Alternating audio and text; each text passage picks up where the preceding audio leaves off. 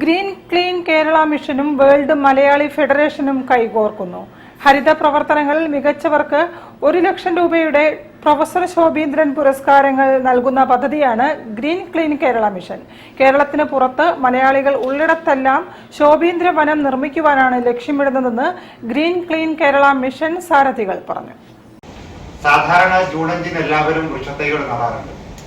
പക്ഷേ പിന്നീട് പരിപാലിക്കുന്നവർ വളരെ ചുരുക്കമാണ്.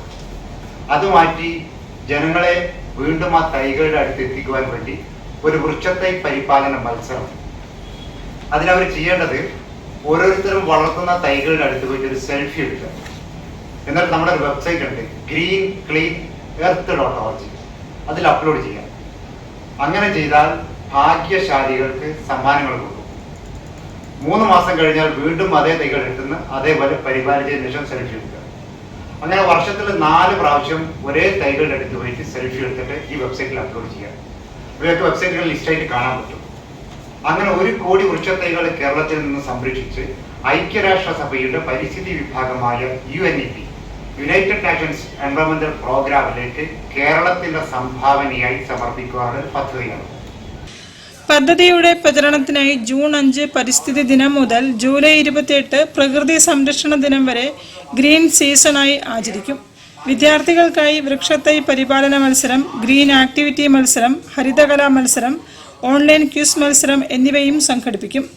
കഴിഞ്ഞ വർഷത്തെ മികച്ച വിദ്യാലയത്തിനുള്ള ശോഭീന്ദ്ര പുരസ്കാരം ജൂൺ 5 പ്രഖ്യാപിക്കും.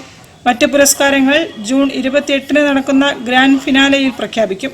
ജൂൺ 5 വേൾഡ് മലയാളി ഫെഡറേഷന്റെയും മലയാള മിഷന്റെയും കേരളത്തിലെ പരിസ്ഥിതി പ്രവർത്തകരുടെയും സഹകരണത്തോടെ ആഗോള മലയാളി ഓൺലൈൻ ഹരിത സംഗമം സംഘടിപ്പിക്കുമെന്നും green clean Kerala mission convener Muhammad Iqbal വാർത്താസമ്മേളനത്തിൽ അറിയിച്ചു.